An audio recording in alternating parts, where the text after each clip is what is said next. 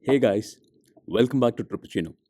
If you're new here, I have been trying to make incremental upgrades to my Force Gurkha to take it to its highest potential. This video will explain how I cracked the suspension challenge over the last 2 years. So here is the final product, which went through multiple iterations and tests and trials over several frustrating months for both myself and you guys who have been waiting eagerly for this. Thanks to the perseverance of the good folks at Dr. Nano Suspensions, we finally have this beast ready. Let's jump right into the details. Quick recap. If you remember, we tried out the lift kit using strut spacers and did a very thorough review on it. We clearly proved how spacers are just a band aid temporary solution, and that in the long run, they will do more harm than good. We also showed what all could go wrong with spacers if you run them off road, especially the thick Blue Garage spacers that we tested. If you have not watched that video, I strongly would recommend that you see that first and understand why and how we are trying to upgrade the suspension. Now, before we enter the suspension upgrade phase, in typical Trippuccino style, we need to understand the basic physics behind suspension.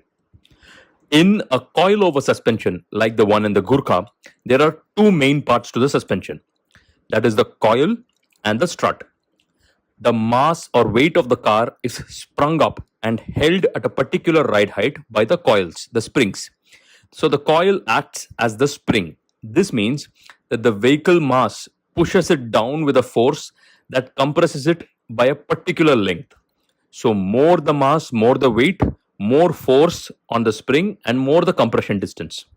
If you add more weight, say more people in the cabin or more weight in terms of modifications or something, the suspension is going to compress by a proportional length.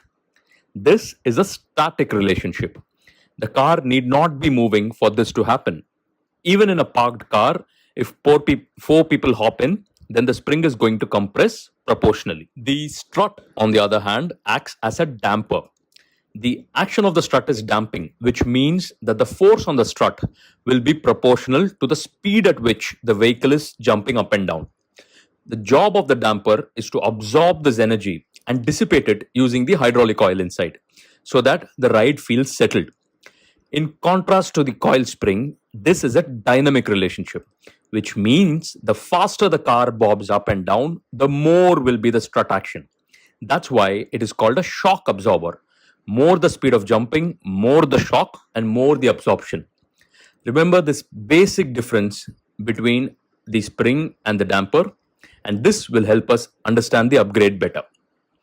In short, if you want to support more weight of the car, which may be weight added because of modification, etc., or achieve a lifted ride height, you would want longer, thicker, beefier coils.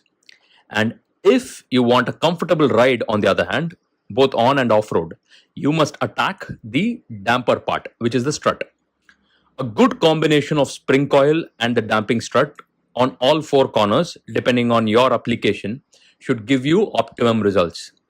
That is the target with which we will approach this full suspension upgrade. Trippuccino is working with Dr. Nano to develop a proper suspension upgrade for the BS6 Gurkha, which takes care of all of this. It is a ground up from the scratch development, so it will take time for the engineering and we will be attacking it in phases. For the first phase, the rear struts have been replaced with custom nitro gas shocks. What are the advantages of this?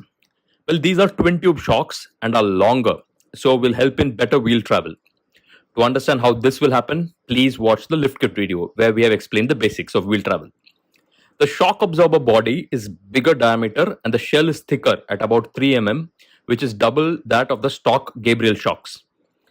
How this will help is that obviously it's more oil in the reservoir, so more volume available for damping. And the larger bore also means that better cooling and so the better performance over harsh terrain. What is the nitrogen doing? Well, contrary to popular belief, the nitrogen is not the damping material. That damping is still the job of the hydraulic oil. This strut, by the way, uses a German brand called Fuchs hydraulic oil, which is good for high temperature use. The remaining volume of the oil is filled with nitrogen to pressurize the oil in the chamber. This prevents air from entering the oil and bubbling it up, causing what we call as shock fade. You would have felt it in old or worn out hydraulic shocks where it doesn't feel firm throughout the travel range. That is because of something called oil aeration. This nitrogen gas prevents that from happening and also gives a sharper response. The main reason why these struts really make a difference is because of the superior valving in them. This one uses firmer and better valves than OEM valving. This has a multi stage velocity sensitive valving, which will be effective over a full range of jumping speeds. So, on and off road performance will be better because, as we discussed in the starting, shock absorber performance depends on force, which is proportional to velocity. I have been testing this setup over a range of terrain, and the rear end is sorted. Much better than OE Gabriel suspension over rough terrains, especially. So that was phase 1. Phase 2 was more longer and more difficult to crack the front suspension setup. The main challenge was maintaining good ride height and balancing the ride quality on road and making a beefy suspension setup that can take punishment off road. I'm happy to report that we have hit that sweet spot. But once the front was set up, the rear needed rework again to balance the front rear dynamics and get the truck sorted. These new beefy springs and the perfectly tuned nitro gas shocks do the job perfectly. Let's see it in action. So, if you've been following my experiments and trials with various suspension setups, you will see that we had to balance three main factors. Number one was to increase ground clearance by getting a proper suspension lift. Number two was sorting out the on road ride quality. And number three was to get a great off road performance with a durable and punishment friendly suspension. All these factors are inherently conflicting, and if you watch my videos, you gain one and you lose the other two. I have explained in earlier videos why this happens and the mechanics behind this. Anyway, in this final setup, we have given up some lift and ride height to gain significant on road performance. We can put longer springs and lift the body up further, but it will kill the ride quality. And I don't need more wheel well clearance to fit larger tires either, which is a myth I have busted in an earlier video. Now, the ride quality on road is superb by Gurkha or any other ladder frame standards for that matter. It's enough to take the family around without complaints, which is a big win in my books.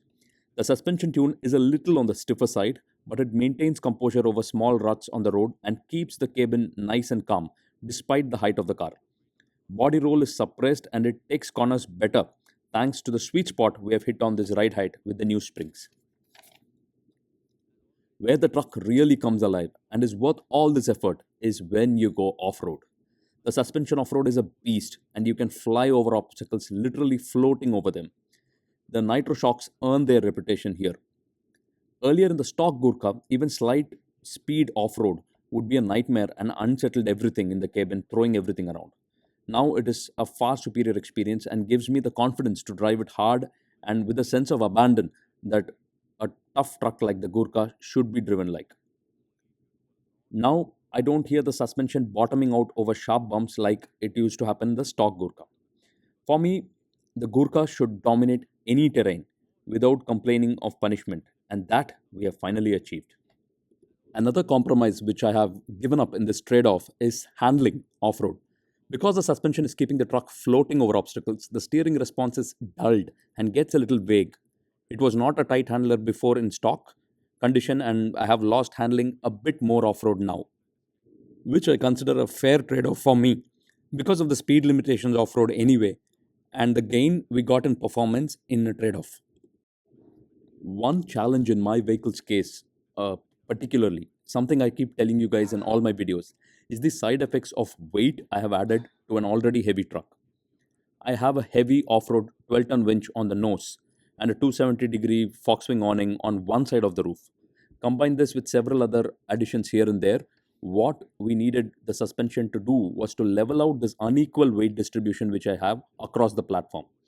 And Dr. Nano custom tuned the suspension to exactly balance my truck out. That makes a huge difference for me, which was impossible to achieve with the stock suspension. Overall, I'm very happy that the time and effort invested into this experiment has proved its worth, both as a satisfaction for my passion and for making the truck more capable off road. Thanks for all the love and support you guys have shown me for my rocks and the Scorpio video. It was perhaps my first time crossing 100k views, and it gives me encouragement to continue to bring you deeply technical, quality content. Share the channel with your friends, and if you have not subscribed already, please do subscribe. See you in my next video, which, based on popular request, is about the mountain goat Jimny. I'm hoping to cross paths with you off road somewhere in the middle of nowhere.